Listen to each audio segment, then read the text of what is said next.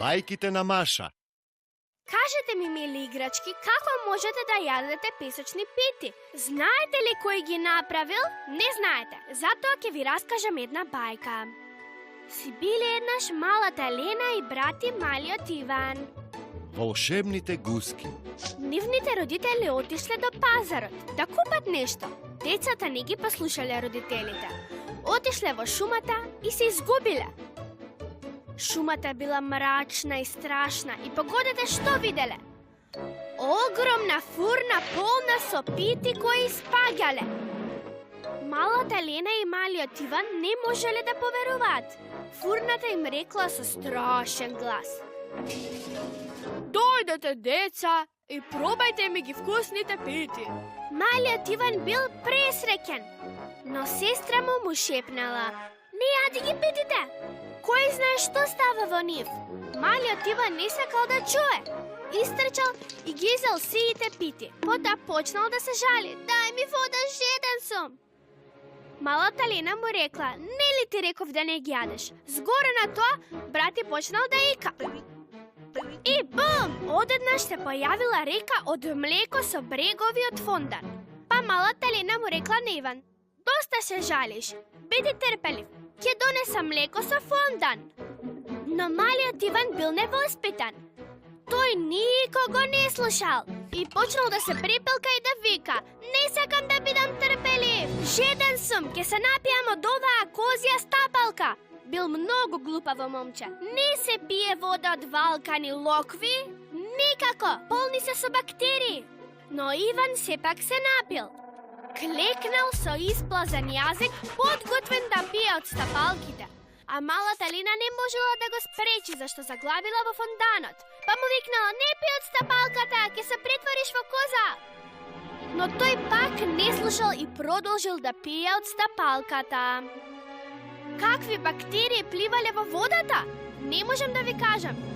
Но одеднаш му израснало крзно. Потоа јаболкницата до него му рекла: "О, мал Иван, сакаш да пробаш од моите златни јаболка?" Малиот Иван каснал една. Потоа му израснале рогови на главата и копите на рацете и нозете и се претворил во коза, току така. Токму тогаш прелетувало јато од волшебни гуски. Слушнале како некој гласно джвака под јаболкницата.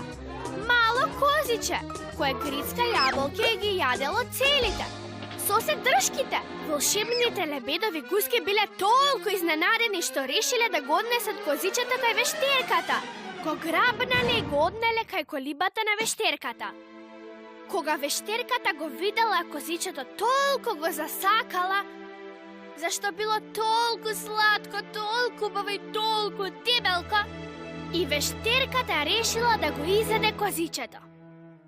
Вештерката си ја загреала рерната и почнала да пее песничка. Вештерката имаше козиче и оган, најмногу сака козички да јаде. Исплашеното козиче многу блеело што целата шума го слушнала. "Жешкиот оган ке ме убие, водата во казаните врие. Секој нож сечило го краси, зар никој нема мене да ме спаси?" Истрчал брзо до последното место каде што ја видел сестра му, заглавена во фонтанот. Вештерката видела дека козичето избегало и ги испратила волшебните гуски да го вратат. Малата Лена излегувала од фонтанот. Го грабнала братчето, но не знала каде да се скрие. Чувствувајќи се изгубено, седнала да плаче. Потоа фурната поцрвенела од срам што му дала толку пити на Иван. Па ги скрила децата во себе. Волшебните гуски надлетале над нив и не ги виделе. Долго време малата Лена не можела да најде излез од шумата. За среќа, козите имаат одлично чувство за мирис, па малиот Иван го намирисал патот до дома. Кога се вратиле дома, нивните родители веќе се вратиле од пазарот. Потоа го одвеле малиот Иван кај разни лекари и му дале разни инекции. Конечно пак се претворил во дете. Затоа запомнете, немојте да јадете чудна храна од чудни места и пијте вода само ако е извриена или во шиша. Можете да се претворите во коза и лекарите нема да ви помогнат.